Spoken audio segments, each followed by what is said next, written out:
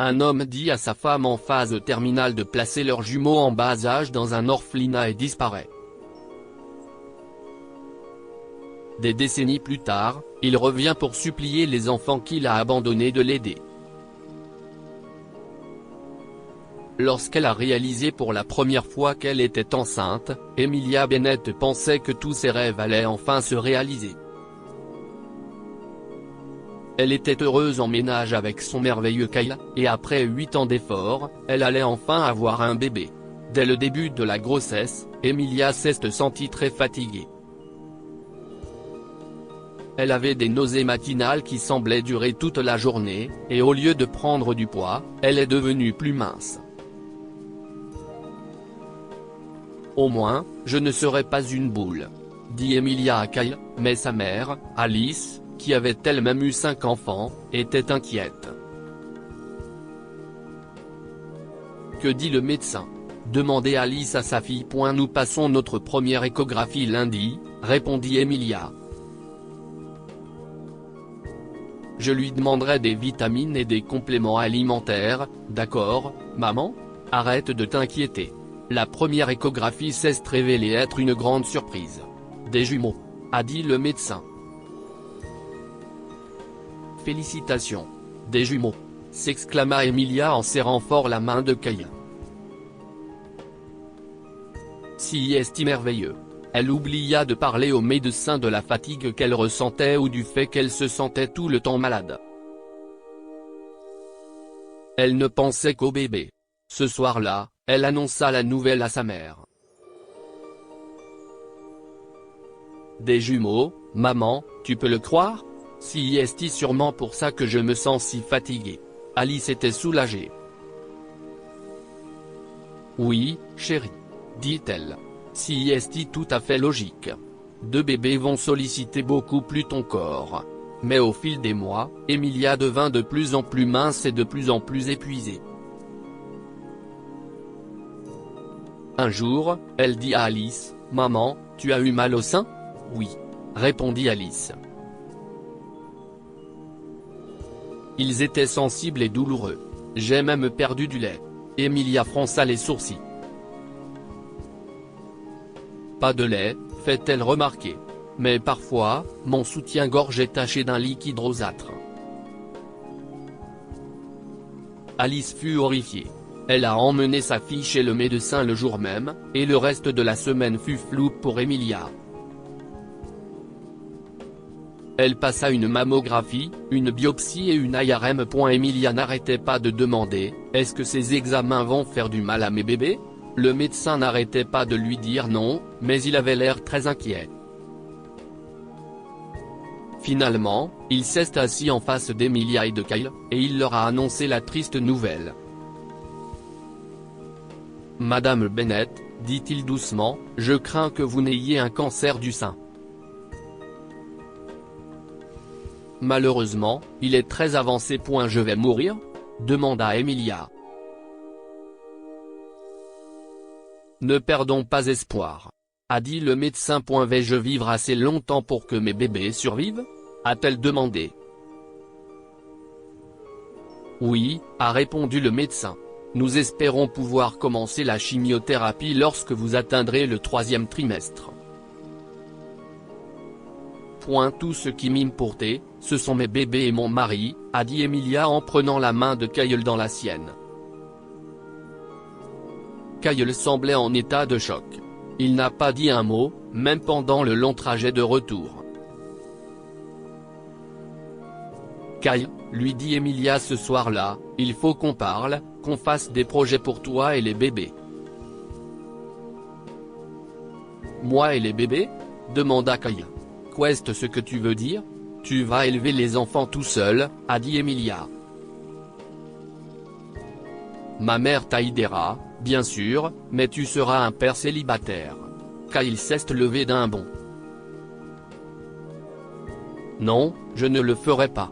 S'est-il écrié. Avoir un bébé, c'était ton idée. Tu ne vas pas me refiler ça. Emilia était stupéfaite. Kyle, a-t-elle chuchoté. Je suis en train de mourir. Le médecin. Il ne l'a pas dit franchement, mais je ne survivrai pas à ça. J'ai besoin que tu sois là pour nos enfants. Non, dit Kyle froidement. Écoute, la seule chose qui m'a poussé à avoir un bébé avec toi, c'est que je pensais que tu serais là pour t'occuper de lui.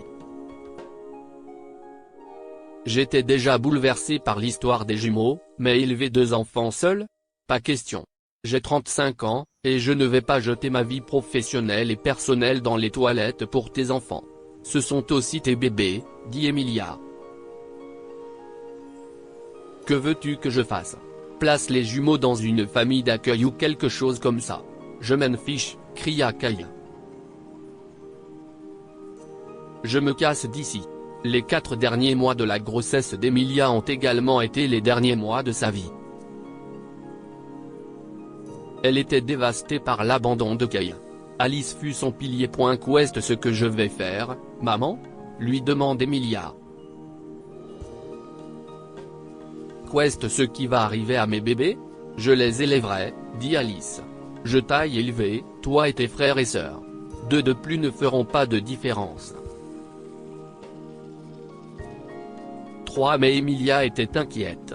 Même si elle était en bonne santé et pleine d'énergie, Alice avait presque 70 ans. Je ferai ce qu'il faut pour tes bébés, Emilia. Je te le promets. Emilia a donné naissance à ses petites filles, et 2 mois plus tard, elle est décédée. Alice a tenu sa promesse. Elle a élevé Diney et Donna comme Emilia l'aurait voulu. Les filles étaient brillantes, belles et grandissaient rapidement.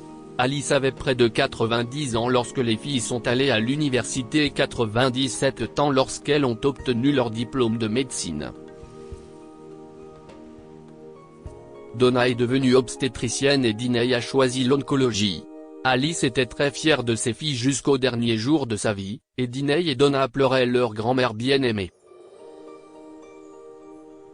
Les années ont passé et les filles d'Emilia sont devenues des épouses et des mères.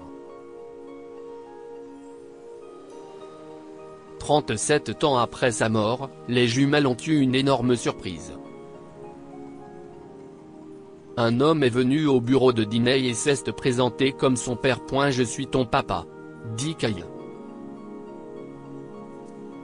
Il avait une mine épouvantable. Il était maigre, sale et on aurait dit qu'il avait dormi dans la rue. Je voulais juste voir mes belles-filles et rencontrer mes petits-enfants. Diney l'a écouté, puis a téléphoné à Donna.